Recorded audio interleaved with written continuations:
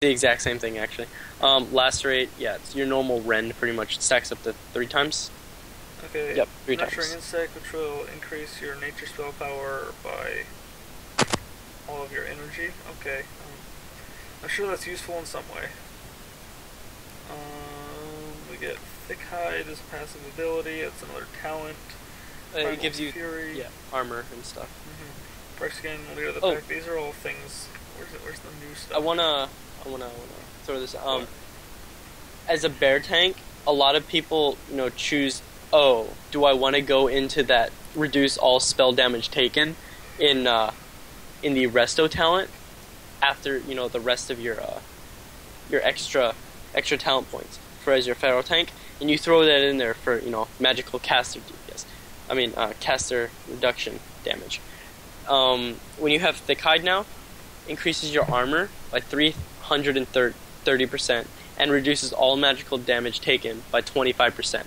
That's part of the passive, and you get this at level 38. Okay, I see what they did there. They gave you more magical damage reduction, which is very good. Because, yeah. Everything else is kind of the same. You get your interrupt, skull bash, survival instincts. They changed survival instincts like we mentioned before. Now it's just another damage reduction thing. So it reduces damage taken by 50%, which is odd because they also have savage defense, which reduces physical damage taken by 60%. Yeah, wait, savage defense is physical damage, and survival instincts is all damage. Yeah, survival instinct. Currently, right now, you can use it in either cat or bear, in only one of those two. This in the next expansion, you'll only be able to use it in bear because it's only a guardian spell. Mm-hmm. So cats, you don't have that extra 50% damage reduction anymore. Okay. So that's kind of everything now. They reduced the cooldown on Skull Bash. Oh, that's good. It used to be 30 seconds, I believe, and now it's 10 seconds. Now it's on par with like a pummel stuff. Yeah. Exactly. And they still have the mana cost increase. Yeah. Okay, so alright, now this one, let's switch it up just a little bit because this is a brand new spec they're inventing. I don't know anything about how viable it is in PvP. Nobody knows how to PvP as a guardian or a bear because the spec doesn't exist yet. So let's just call this PvE tanking spec that we're gonna make. Right. So this I want to say, Displacers. Displacer. We're never gonna stop. Yeah, it's an aggro reset. It's honestly, guys, it's probably the best talent out there for the first tier of that. It's so good. Mm-hmm. It's useful in every scenario, just every scenario you possibly think of. Sitting in Ogamar, even. Where'd he go? Oh my god. Oh my god. Did he go stealth? No, he's a bear. Okay. He's over there by the auction house. Anyways, tier 2. Yeah. Renewal, probably. Definitely renewal. Renewal has to be for a tank. Has to be, yeah. Self-heal 30% of your maximum health. There is... Cenarion Ward is also somewhere in there because you don't have to go out of form for it and you can self-heal. But I think renewal is way better. Definitely. Alright, so... Fairy Swarm as a tank, that's a threat builder for you. That's good. Mass Entanglement, completely useless. Typhoon, completely useless. I mean, unless you're trying to get ads away from you, but I still think building threat and occasionally, if they allow it in certain fights, the whole armor reduction and slowing, it's a no-brainer. Okay, next row. Yeah.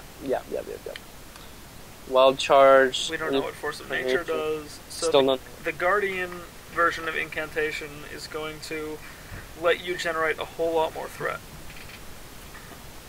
And since you're never going to go out of bear form while you're tanking, and you're not going to immobilize a boss-type mob, I gotta say that it's gotta be Incantation. Okay. Yeah, you can go for that. Either way, it's a buff for you. Because if you look at bear form for Wild Charge, you charge an enemy. It's another charge with an immobilizing effect. And granting you 30% haste. When haste is very good for bear tanks. because we work off of weapon damage. The more haste we have, the faster we attack with weapon damage. Because it doesn't matter if we have staves or pole arms, and because the weapon speed, you go for the most damaging. You go for the weapon damage. Always the weapon damage for a feral tank, for a feral druid and guardian, because it's weapon damage. It's not attack power. I mean attack speed. So the 30% haste will increase. Will just increase how fast you attack and stuff. So haste, 30% haste. This will help you with aggro a lot, and you get a new charge. So I'm gonna say wild charge because you're not even gonna be in any of the other things. It's just for the charge. So. Yeah, no, you're not, because you're never gonna change your form. So it becomes a lot less useful there. But I see where you're going with that.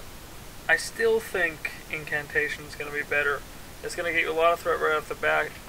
Off the top of my head, I can't think of that many fights where you need to have more than one charge, other than your initial charge into the boss.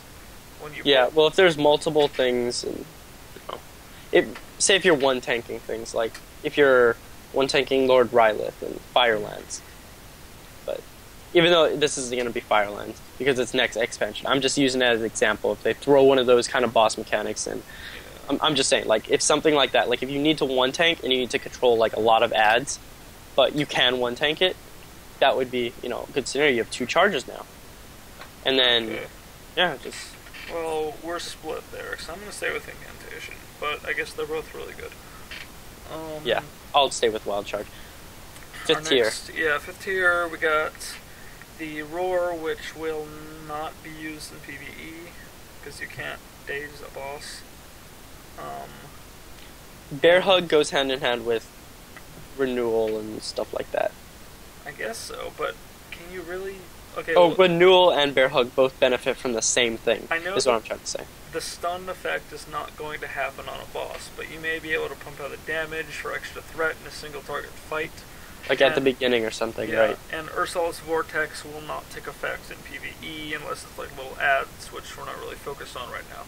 I mean, yes, it can happen in PvE if you want to bring, like we said before, if you're losing aggro on a group of mobs, and it brings them back in, and you can re-aggro them. That's really good.